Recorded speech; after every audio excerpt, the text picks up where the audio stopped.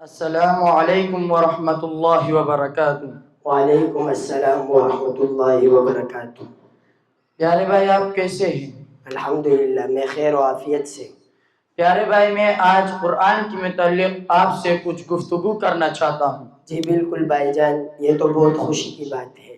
پیارے بھائی، یہ بتائیں کہ قرآن مجید کا کوئی دوسرا نام بھی ہے کیا؟ جی ہاں، قرآن مجید کو الفرقان بھی کہتے ہیں، جیسے کہ اللہ تعالیٰ نے ارشاد فرمایا تبارک الذی نزل الفرقان۔ قرآن کریم کو الکتاب بھی کہتے ہیں، جیسے کہ اللہ تعالیٰ نے ارشاد فرمایا ذالک الکتاب لا ریب فیہ۔ اور قرآن کریم کو الذکر بھی کہتے ہیں، جیسے کہ اللہ تعالیٰ نے ارشاد فرمایا انا نحن نزلنا الذکر وانا لہ لحافظون۔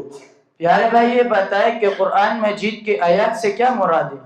قرآن مجید کی آیات سے مراد اللہ تعالیٰ کا حکم اور نشانیاں ہیں۔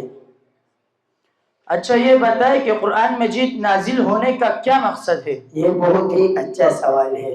قرآن مجید نازل ہونے کا مقصد انسانوں کی ہدایت اور رہنمائی ہے۔ قرآن کریم نے اسے یوں بیان کیا ہے ان ھذا القرآن یہدی للتی ہی اقوم۔ پیارے بھائی، یہ بتائیں کہ قرآن مجید کی سب سے پہلی آیت کون سی نازل ہوئی؟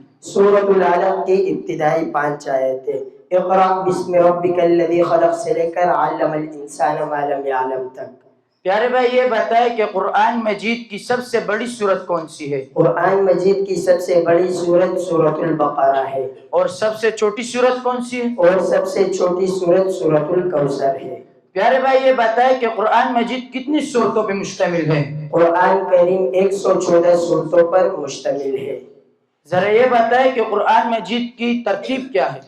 قرآن مجید 30 سپاروں پر مشتمل ہے، جسے 7 منزلوں میں تقسیم کیا گیا ہے۔ پیارے بھائی، آپ نے مجھے بہت مفید معلومات فراہم کیے۔ انشاءاللہ یہ باتیں میں گھر میں بھی بتاؤں گا۔ ابھی مجھے اجازت دیجیے کہ میں اپنے درسگاہ روانہ ہو جاؤں۔ السلام علیکم ورحمۃ اللہ وبرکاتہ۔ شکریہ بھائی جان، اچھی بات بتانا بھی صدقہ ہے۔ سلامتی کے ساتھ جائے۔ وعلیکم السلام ورحمۃ اللہ وبرکاتہ۔